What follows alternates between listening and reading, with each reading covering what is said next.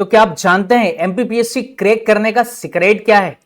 आप जानते हैं पीवाईक्यू जो 10 ईयर के होते हैं, अगर आपने एक बार सही से लगा लिए, उसका सही से एनालिसिस कर लिया, तो यकीन मानिए आप एमपीपीएससी क्रैक करने के लिए एबल होंगे। तो चलिए शुरू करते हैं एमपीपीएससी पीवाईक्यू सीरीज। अगर आप इस वीडियो पर पहली बार है तो वीडियो को लाइक कीजिए, अपने दोस्तों को शेयर कीजिएगा और इस चैनल को सब्सक्राइब कीजिएगा। नमस्ते दोस्तों, आपका स्वागत है यूनिक इंस्टीट्यूट सनावत के ऑफिशियल यूट्यूब चैनल पर। और जैसे कि आप लोग जानते हैं, हम लोग एमपीपीएससी में सीरीज चला रहे हैं पीवाईक्यू की। और पीवाईक्यू सीरीज के अलावा आपने देखा होगा हम लोगों ने परीक्षा धाम जो एमपीजीके की बुक है उसकी भी हम लोग सीरीज चला रहे, थ्योरी बुक और एमसीक्यू की भी। ठीक है, तो आपने अगर चैनल को सब्सक्राइब नहीं किया तो फटाफट करके सब्सक्राइब कर लो। हम लोग शुरू करते हैं। पीवाई की सीरीज में हम लोग 10 ईयर के पीवाईक्यू देख रहे हैं। आप जैसे कि जानते हैं 10 ईयर पीवाईक्यू, ठीक है, एमपीपीएससी के 10 ईयर के देखेंगे। अभी आपके सामने 2025 का पेपर है। अब 2025 के जो पेपर में हम लोगों ने पार्ट 1 में पीवाईक्यू सीरीज के पार्ट 1 में हमने 50 एमसीक्यू देख लिए थे और उनके राइट आंसर। अब फटाफट करके मैं आपको 51 के आगे लिए चलता हूं। तो ये रहा आपके सामने 50 के बाद हमारा 51 नंबर का क्वेश्चन। चलिए ठीक है, तो फटाफट करके शुरुआत करते हैं हम लोग। हमारा क्वेश्चन क्या है 51 में? सूची 1 को सूची सेकंड से सुमेलित कीजिए। सूचियों के नीचे दिए गए कूट का उपयोग करके सही उत्तर का चयन कीजिए। आपको जिला दे रखा है और सीमेंट उद्योग दे रखा है, यानी दो चीजों का कॉम्बिनेशन करना है 51 नंबर के प्रश्न में। तो देखिएगा कौन से जिले में कौन सा सीमेंट उद्योग है। ऑप्शन आप पढ़ रहे होंगे, दमोह है, इधर मालनपुर है, भिंड है, नरसिंहगढ़ है, सतना है, बामनोर है, मुरैना है, मेहर है। कहां पर कौन सा सीमेंट उद्योग है? चलिए बताइए फटाफट करके कमेंट करके। 5 सेकंड में कोशिश कीजिए आप आंसर कमेंट में दिया करें। तो क्या हमारा सही जवाब होगा?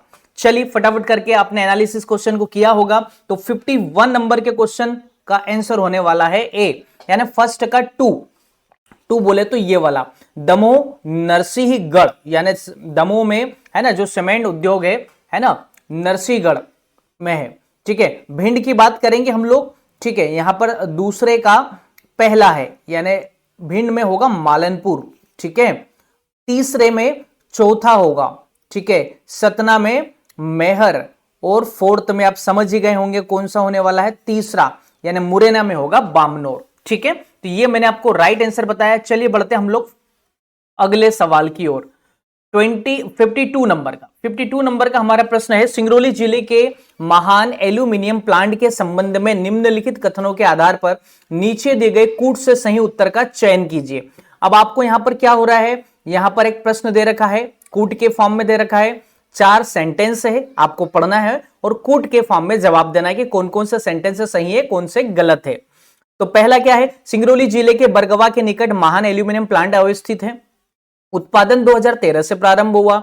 इसके कुल उत्पादन का 80% निर्यात किया जाता है और स्मेल्टिंग के लिए फ्रांसीसी तकनीक का उपयोग किया जाता है। फटाफट करके मुझे 5 सेकंड में आप जवाब दीजिए क्या होने वाला है हमारा 52 का राइट आंसर।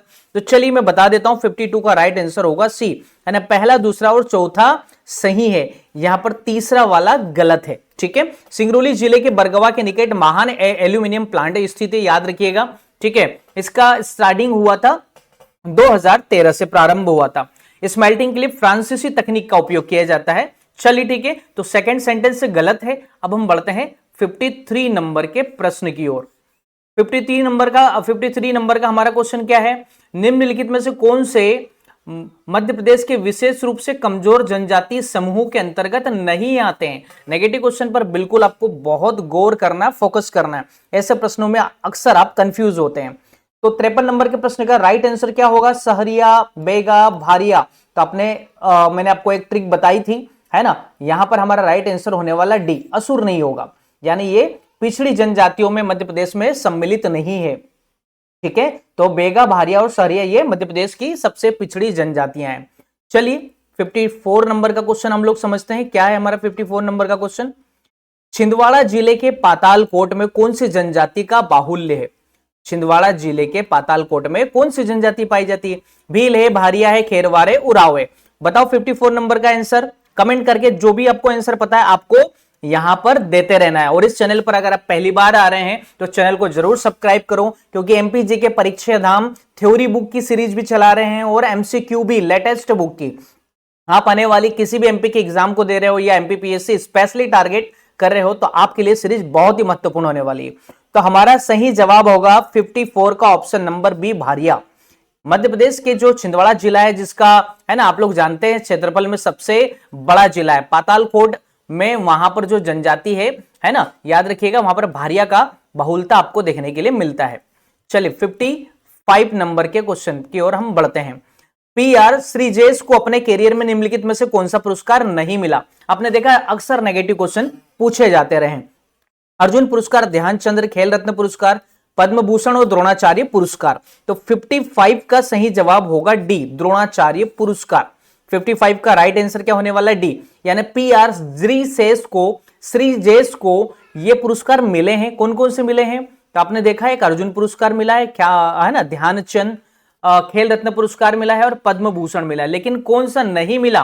तो आंसर होगा द्रोणाचार्य पुरस्कार। चलिए फटाफट करके आप नोट करते चले अपनी डायरी में। पीवाईक्यू की एक डायरी बना सकते हैं जिसमें 10 ईयर को आप लोग कंप्लीट कर सकते हैं एक शॉर्ट रिवीजन के लिए। ठीक है, 56 नंबर का हमारा जो प्रश्न है कि संविधान संशोधन के द्वारा 6 से 14 वर्ष तक के बच्चों के लिए निःशुल्क एवं अनिवार्य शिक्षा के अधिकार को मूल अधिकार बताया गया है। भैया 6 से 14 वर्ष के बच्चों को निःशुल्क और अनिवार्य शिक्षा मिलना चाहिए, उनका यह अधिकार है। तो 56 में आपको 4 ऑप्शन है। 68 नंबर का संविधान संशोधन के द्वारा हुआ ये, 85, 86 और 87। 4 ऑप्शन में से आपको फटाफट करके सही जवाब देना है। तो 56 का सही आंसर होगा ऑप्शन नंबर सी। ठीक है, यानी 86 संविधान संशोधन के द्वारा 6 से 14 साल के बच्चों को निःशुल्क और अनिवार्य शिक्षा का अधिकार प्रदान किया गया है। चलिए 57 नंबर का प्रश्न क्या कह रहा है? 57 पर प्रश्न में लिखा है सूची फर्स्ट को सेकंड से मिलाइए। नदी है और इधर स्थान और नगर है।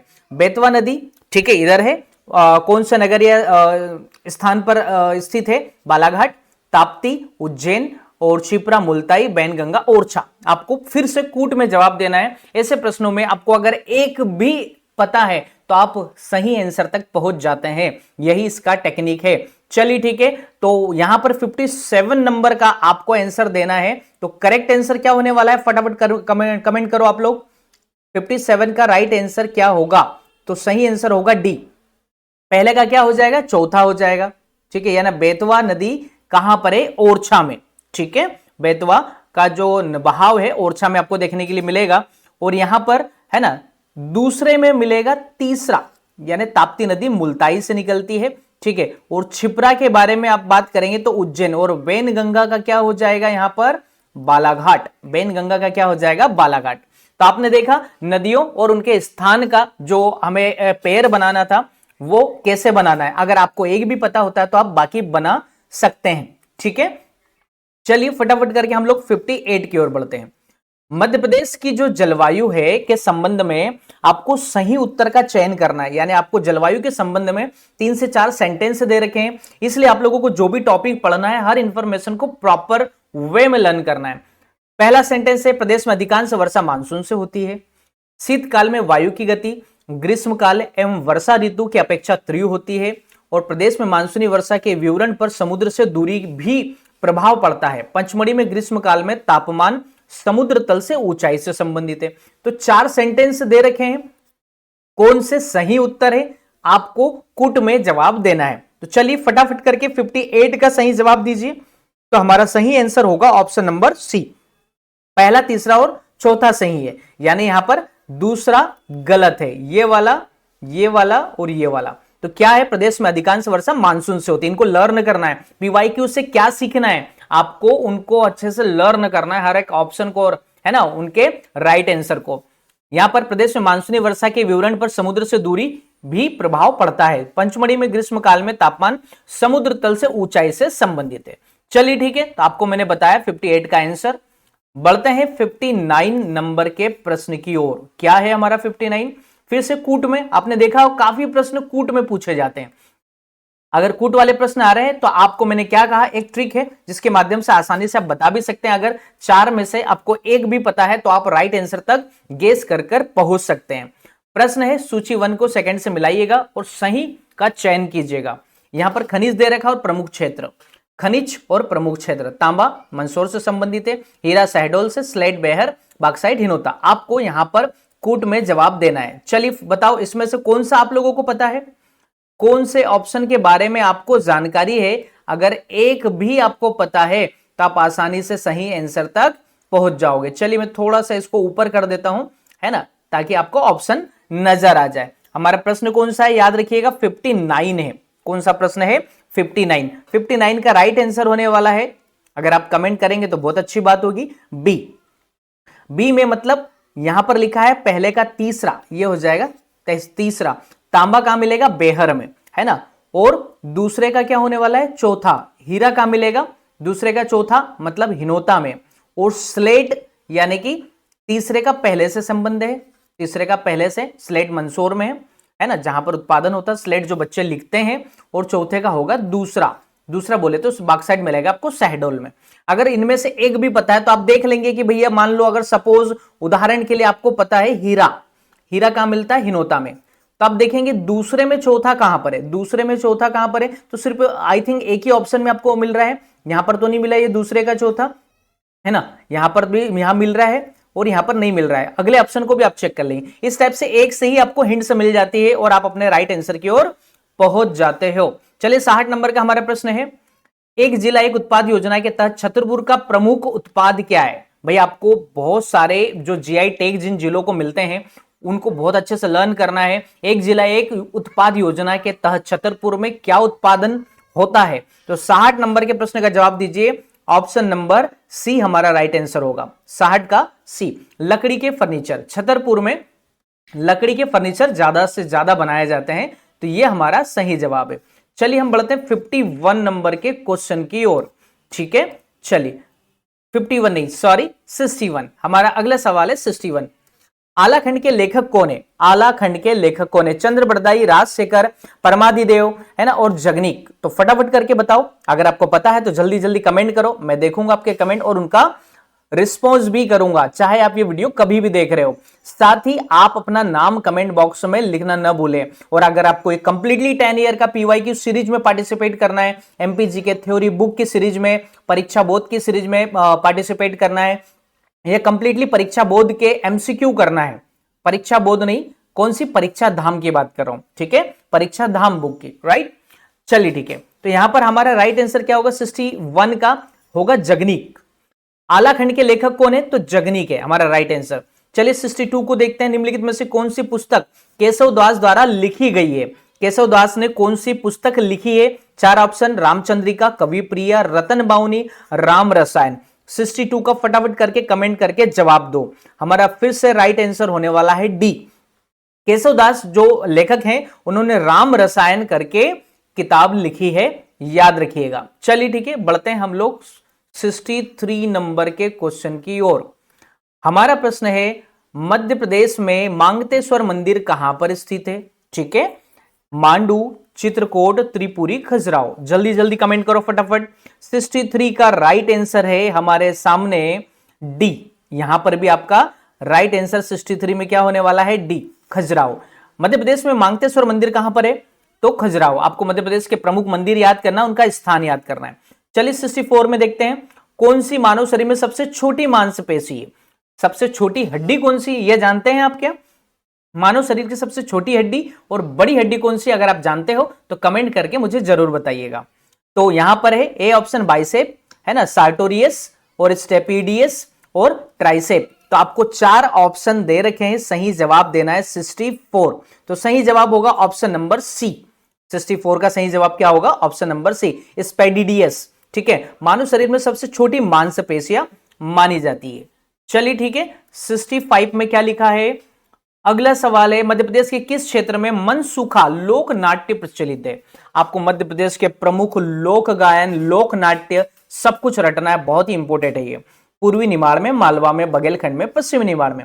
मध्य प्रदेश के किस क्षेत्र में मनसूखा लोक नाट्य प्रचलित है। तो 65 के 4 ऑप्शन दे रखे हैं आप लोगों को, जवाब आपको देना है।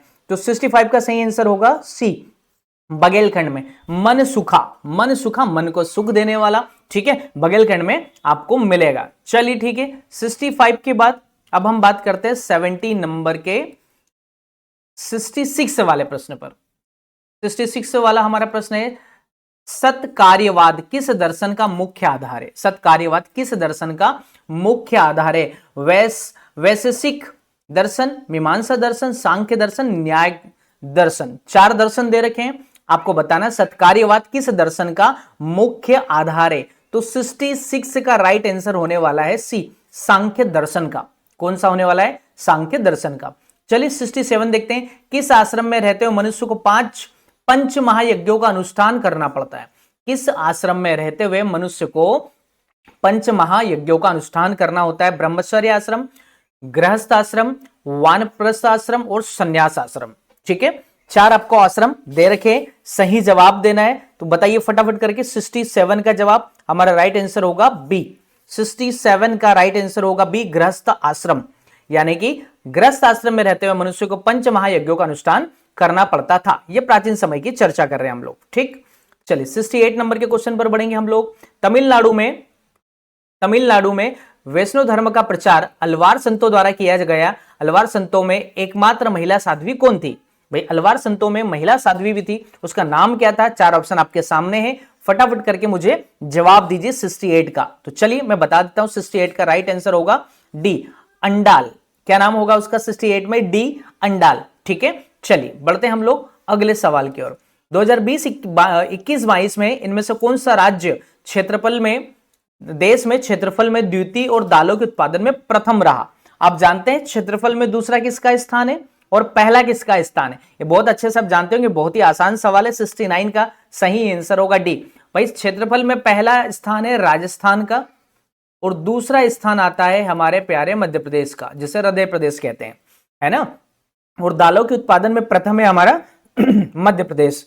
चलिए बढ़ते हैं हम लोग अगले सवाल की ओर। 69 के बाद 70 वाले। 70 नंबर का प्रश्न है, प्रत्येक वेद के लिए अलग अलग ब्राह्मण ग्रंथ लिखे गए हैं। भाई वेदों को समझने के लिए ब्राह्मण ग्रंथ लिखे गए। यजुर्वेद किस ब्राह्मण ग्रंथ से संबंधित है? 70 नंबर का सवाल है, 4 ऑप्शन आपके सामने है, आपको मुझे जवाब देना है। चलिए फटाफट बताइए। तो राइट आंसर होगा डी, है ना, तैत्तिरीय तथा शतपथ ब्राह्मण, ये ग्रंथ का नाम है, ब्राह्मण ग्रंथ का नाम है, हमारा राइट आंसर होगा। चलिए बढ़ते हैं 70 नंबर के बाद 71 वाले प्रश्न की ओर। अगर आप इस वीडियो पर पहली बार हैं, फटाफट करके लाइक करो, है ना। चलिए बढ़ते हैं 71 में। संविधान सभा की पहली बैठक 9 दिसंबर 1946 को दिल्ली में हुई थी, पहला कथन है। दूसरा कथन है हमारे सामने, जवाहरलाल नेहरू को संविधान सभा में आमंत्रित नहीं किया गया था। फिर आपको यहां पर सही विकल्प बताना है, कौन सा ऑप्शन सही है। पहला दूसरा गलत, पहला सही दूसरा गलत, और पहला गलत दूसरा सही। चलिए फटाफट करके एनालिसिस कीजिए, ऐसे प्रश्नों को बहुत ध्यान से पढ़ने की आपको जरूरत होती है। चलिए 71 का राइट आंसर होगा सी, पहला सही लेकिन दूसरा वाला कथन गलत है। ये पहला सही और दूसरा वाला गलत है। ठीक है, ऐसा नहीं हुआ था कि आमंत्रित संविधान सभा में नेहरू जी को नहीं किया गया था, और बैठक तो लेकिन सही समय पर हुई थी, यानी 9 दिसंबर 1946 को नई दिल्ली में। चलिए अगला प्रश्न 72, मध्य प्रदेश में 2024 में तेल रिफाइनरी की संख्या कितनी थी? तेल रिफाइनरी की संख्या कितनी थी 2024 के आंकड़ों के आधार पर बताना है। ठीक है, अभी 25 चल रहा है। 72 नंबर के प्रश्न का जवाब क्या होगा, फटाफट करके कमेंट करो। तो 1, यहां पर 3, 1, 4 और 2, क्या सही आंसर होगा 72 में? तो हमारा राइट आंसर होगा बी, 1, है ना। याद रखिएगा, मध्य प्रदेश में 72 का आंसर होगा बी। 2024 में तेल रिफाइनरी की संख्या थी सिर्फ 1। ठीक है, चलिए 73 प्रश्न क्या है देखते हैं हम लोग। भारतीय संविधान के संदर्भ में आधारभूत ढांचा सिद्धांत का प्रतिपादन सर्वप्रथम निम्नलिखित में से किस मामले में किया गया था? भाई संविधान के संदर्भ में आधारभूत ढांचा का जो सिद्धांत होता है उसका प्रतिपादन निम्नलिखित में से किस मामले में किया गया? 4 ऑप्शन आपके सामने, ऑप्शन में पढ़ू ये जरूरी नहीं है, आप देख पा रहे होंगे। 73 का सही जवाब है हमारा option number D, Keshavananda Bharati बनाम केरल राज्य। इस केस में जो संविधान का आधारभूत ढांचा है का सिद्धांत का प्रतिपादन किया गया था। ठीक है, चलिए 74, उच्चतम न्यायालय और उच्च न्यायालयों के न्यायाधीशों की नियुक्ति के प्रावधानों को भारतीय संविधान में कमेटी 1945 की प्रकाशित अनुशंसाओं को ध्यान में रखते हुए समाविष्ट किया गया था? प्रश्न को ध्यान से पढ़िएगा। उच्चतम न्यायालय और उच्च न्यायालय के न्यायाधीश से संबंधित हमारा प्रश्न है ना? ठीक है, भारतीय संविधान में कौन सी ऐसी कमेटी थी, है ना? चलिए बताना है आप लोगों को, प्रश्न को ध्यान से पढ़िएगा। नियुक्ति से संबंधित प्रावधानों के बारे में बात हो रही है, किसके संबंध में कमेटी बनी थी, है ना? 4 ऑप्शन आपके सामने। तो 74 का जवाब सोच समझ कर दीजिएगा, काफी कॉम्प्लिकेट क्वेश्चन है और आप लोगों को याद रखना है कहां से प्रश्न आ रहे हैं। पीवाईक्यू लगाने का मतलब ही होता है किस टाइप के प्रश्न आते हैं और उस टाइप के टॉपिक्स, और आप लोग पर्टिकुलर क्वेश्चनों की अच्छे से प्रैक्टिस करें। ठीक है, 74 का राइट आंसर होगा डी।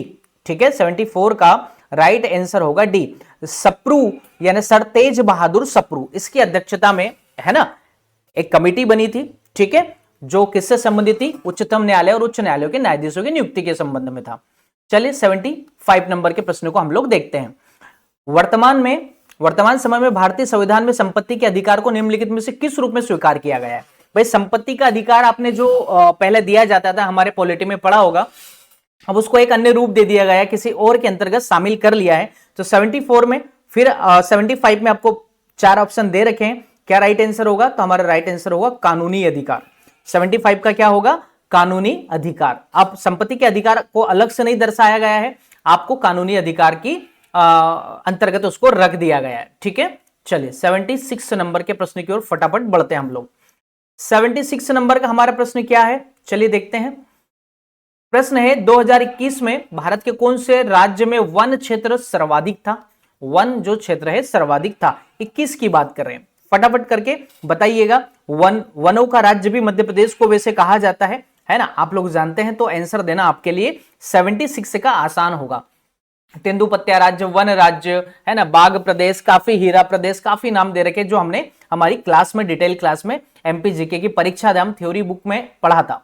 ठीक है, चलिए 77 की बात करते हैं। बघेलखंड के स्वतंत्रता सेनानी ठाकुर रणमत सिंह को कब फांसी दी गई थी? ठाकुर रणमत सिंह को कब फांसी दी गई थी और इनका संबंध किस क्षेत्र से? बघेलखंड से। याद रखिएगा, ये स्वतंत्रता सेनानी थे। अगस्त 1857, अगस्त 1858, 1859 और 1862। 77 का करेक्ट आंसर होगा सी, यानी कि अगस्त 1859। 77 का करेक्ट आंसर होगा सी, अगस्त 1859 में ठाकुर रणमत सिंह को फांसी दी गई थी। चलिए बढ़ते हैं 78 नंबर के प्रश्न की ओर। दक्षिणी दोलन इनमें से कौन से दो महासागरों के मध्य दोलन के प्रतिरूप है? दक्षिणी दोलन इनमें से कौन से दो महासागरों के मध्य दोलन प्रतिरूप है? 4 ऑप्शन आपके सामने है, आपको समझना है, सोचना है और 78 का जवाब देना है। चलिए राइट आंसर इसका देख लेते हैं, प्रशांत एवं हिंद महासागर। क्या सवाल का जवाब होगा? प्रशांत और हिंद महासागर। चलिए 79 की बात करते हैं। निम्नलिखित में से कौन सा राज्य भारत में लोहा अयस्क के निक्षेपित भंडार में प्रथम स्थान पर है? 20 और 21 की बात कर रहे हैं, यानी वर्ष 2020 और 21 के आधार पर बताना है भारत में लोहा अयस्क के निक्षेपित भंडार में प्रथम स्थान भारत के किस राज्य का है? झारखंड, ओडिशा, कर्नाटक और छत्तीसगढ़। तो बताइए 79 में क्या होने वाला है? तो हमारा आंसर होगा सी, कर्नाटक। क्या होगा? सी, कर्नाटक। भारत में लोहा अयस्क के निक्षेपित भंडार में सबसे पहला स्थान है कर्नाटक का। ठीक है, चलिए याद रखिएगा। 80 नंबर के प्रश्न की ओर हम लोग मूव करते हैं। अगला प्रश्न है, सबसे लंबी नदी कौन सी है? ये बहुत ही आसान सा सवाल हो गया, है ना। इनमें से लंबी नदी कौन सी? नर्मदा, कावेरी, कृष्णा, गोदावरी। 80 नंबर का प्रश्न है, तो आप बताइएगा, आंसर डी होने वाला है, गोदावरी। ठीक है, गोदावरी। इनकी लंबाई मुझे आप कमेंट में बताइएगा कि गोदावरी नदी की लंबाई कितनी है और गोदावरी नदी का उद्गम कहां से होता है। चलिए कमेंट जरूर कीजिएगा, है ना, हम लोग चेक करेंगे आपने सही जवाब दिया या गलत। 81 नंबर के प्रश्न की ओर हम लोग मूव करेंगे। 81 नंबर का प्रश्न क्या है? 15 नवंबर को जनजाति गौरव दिवस किस जनजाति नायक के जन्मदिन के सम्मान में आयोजित किया जाता है? टंट्या मामा, रानी दुर्गावती, भगवान बिरसा मुंडा, महुआ कोल या महा सिंह। 4 ऑप्शन आपके सामने। भाई जनजाति गौरव दिवस किनके जन्म दिन के सम्मान में मनाया जाता है? तो सही आंसर होगा भगवान बिरसा मुंडा, भगवान बिरसा मुंडा। हमारा 81 का सही जवाब होगा सी। चलिए 82 देखते हैं। T20 विश्व कप फाइनल 2024 के संबंध में कौन सा कथन गलत है? याद रखिएगा, जब भी प्रश्न को पढ़ें तो अगर गलत वर्ड आता है तो आप उसको बिल्कुल ध्यान से पढ़िएगा, समझिएगा, वहां पर आपके प्रश्न के गलत होने की संभावना होती है। चलिए 4 ऑप्शन आप फटाफट करके पढ़ लीजिएगा, 4 ऑप्शन दे रखे हैं। T20 विश्व कप फाइनल 2024 के संबंध में आपको गलत कथन बताना है, यानी आपको उसकी जानकारी होना चाहिए सही तथ्यों की, तभी तो आप गलत कथन बता पाएंगे। तो 82 का सही जवाब होगा ए। 82 का सही जवाब होगा ए, यानी ये क्या है, ये गलत है। किससे संबंधित? T20 विश्व कप के फाइनल 2024 से। ये दक्षिण अफ्रीका में खेला गया था? नहीं, ये कहीं और खेला गया था। आप मुझे फटाफट करके कमेंट करके बताइएगा कि कहां पर खेला गया था। अब player of the match Virat Kohli को मिला, बिल्कुल सही है। Player of the tournament Jasprit Bumrah को मिला, बिल्कुल सही है। ठीक है, यानी बी भी सही है, सी भी सही है। और डी में फाइनल में भारत ने दक्षिण अफ्रीका को 7 रन से हराया, बिल्कुल ये सही है। तो तीनों सेंटेंस सही है, किसके बजाय? पहला गलत है। ठीक है, चलिए बढ़ते हैं हम लोग अगले प्रश्न की ओर, यानी 83 की ओर। 83 नंबर का हमारा प्रश्न है, मध्य प्रदेश सरकार ने रानी दुर्गावती की 500वीं जयंती मनाने के लिए कई पहल की, निम्नलिखित में से कौन सी है ना या से सही है? अब आपको रानी दुर्गावती की जो 500वीं जयंती मनाई थी 500 नंबर की, है ना, उससे उसकी पहल से संबंधित कौन कौन से सेंटेंस सही है? 4 ऑप्शन है, मैं पढ़ूंगा नहीं, आप ऑप्शन पढ़ेंगे फटाफट करके, मैं आपको राइट आंसर यहां पर बताने वाला हूं। फिर आपको यहां पर कूट के फॉर्म में जवाब देना। आपने देखा काफी प्रश्न कूट के फॉर्म में पूछे जाते हैं, तो यहां पर सोच समझ के एक आपको डिटेल नॉलेज चाहिए किसी भी पर्टिकुलर टॉपिक का। अब आपको ऊपर ऊपर पढ़ने से काम नहीं चलेगा। अगर आपको अगला पीएससी का अटेम्प्ट 2026 का देना है तो डीप में पढ़िएगा। तो 83 नंबर के प्रश्न का जवाब है बी, पहला और दूसरा। ठीक है, सही बताना रहेगा आपको। तो पहला और दूसरा 83 का सही जवाब है, यानी रानी दुर्गावती अन्न प्रोत्साहन योजना, जबलपुर में रानी दुर्गावती स्मारक उद्यान का निर्माण, ये दूसरा भी सही है, ये तीसरा और ये गलत है। मध्य प्रदेश जनजातीय महिला कल्याण बोर्ड की स्थापना हुई 500वीं जयंती पर, ये गलत है। रानी दुर्गावती की जयंती पर सार्वजनिक अवकाश घोषित करना, ये भी गलत है, ऐसा कोई डिसीजन नहीं हुआ। ठीक है, तो हमारा जवाब होगा बी, पहला दूसरा सही है। चलिए 84 नंबर के प्रश्न की ओर हम लोग बढ़ते हैं।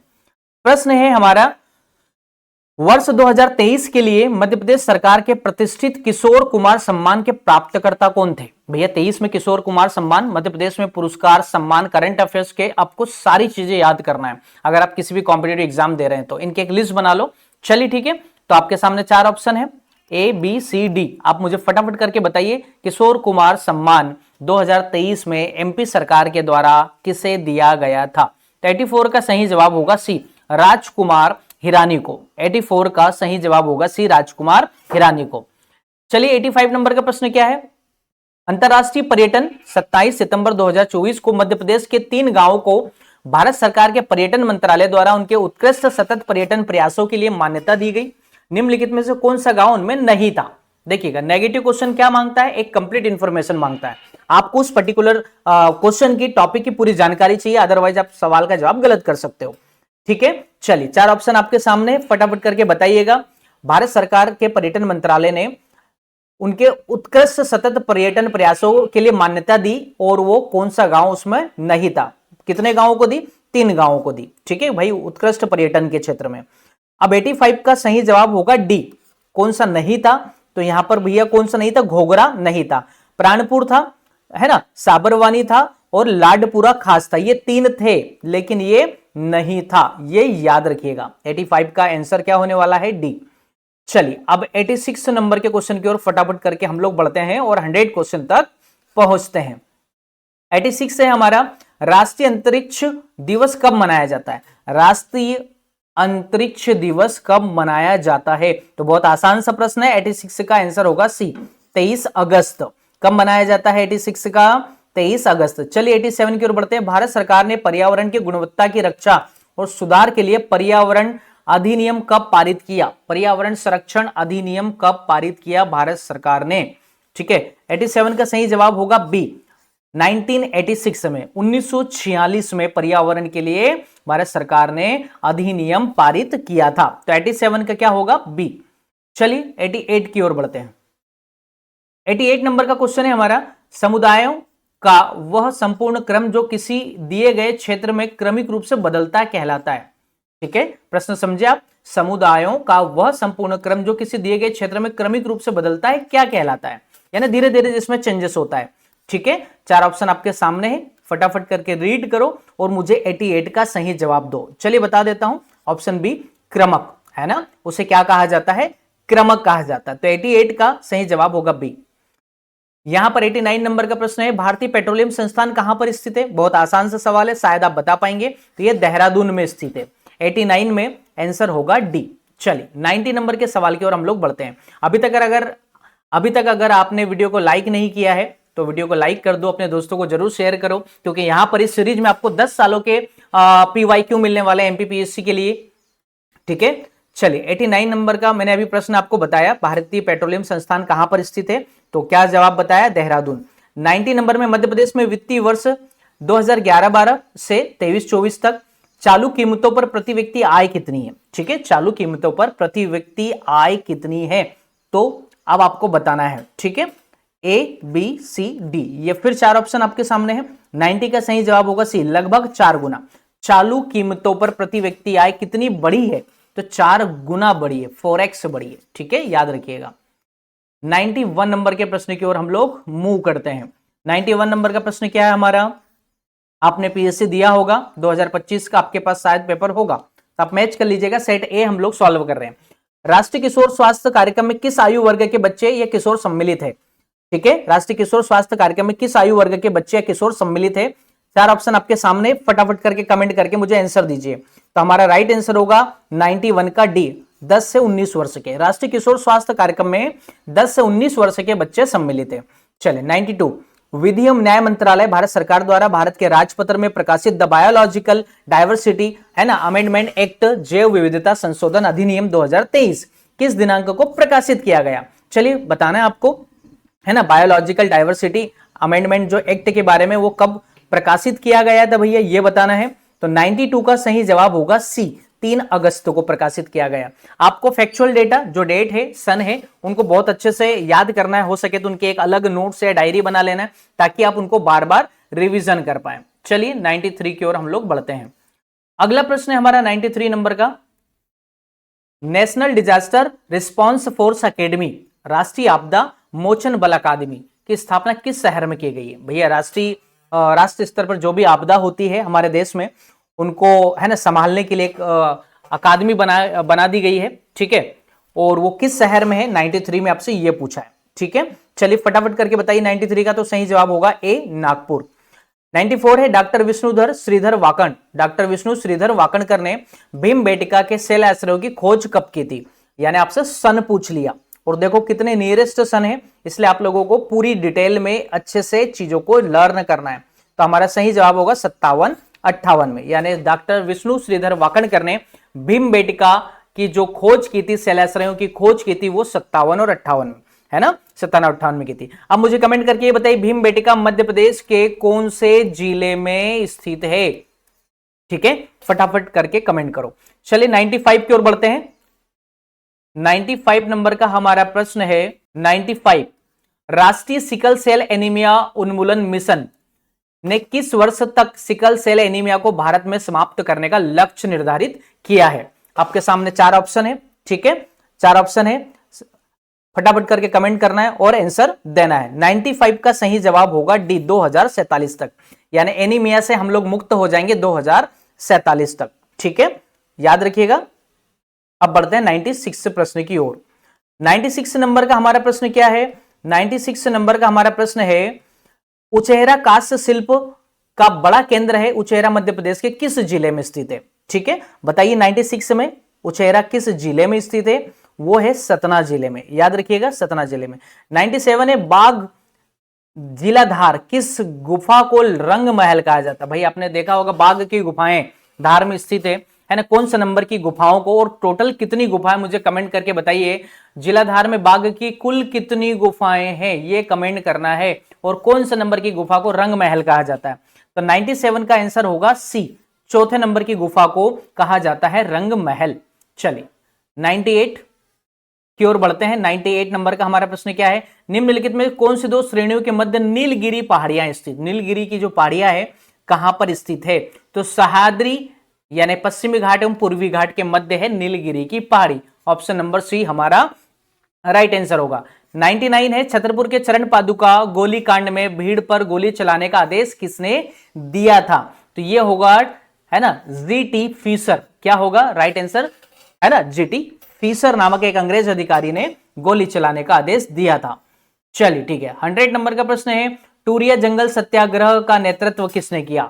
लास्ट प्रश्न इस वीडियो का, टूरिया जंगल सत्याग्रह का नेतृत्व किसने किया? मूका लोहार ने किया। मूका लोहार नाम के व्यक्ति ने उस समय जंगल सत्याग्रह में पार्टिसिपेट किया था। तो ये थे हमारे 10 सालों के पीवाईक्यू का पहला प्रश्न पत्र जनरल स्टडीज का 2025 एमपीपीएससी का सेट नंबर 1। दोस्तों अगर आपको ऐसे ही पीवाईक्यू की 10 ईयर सीरीज कंप्लीट करना है, एमपीजी के परीक्षा धाम की थ्योरी बुक को कंप्लीट करना है, या फिर एमसीक्यू बुक को कंप्लीट करना है परीक्षा धाम की, तो इस चैनल को जल्दी से सब्सक्राइब कर लो, बेल आइकन को प्रेस कर लो, वीडियो को लाइक करके अपने दोस्तों को जरूर शेयर करें। मिलते हैं नेक्स्ट वीडियो में, तब तक के लिए अपना ध्यान रखिएगा। जय हिंद, जय भारत।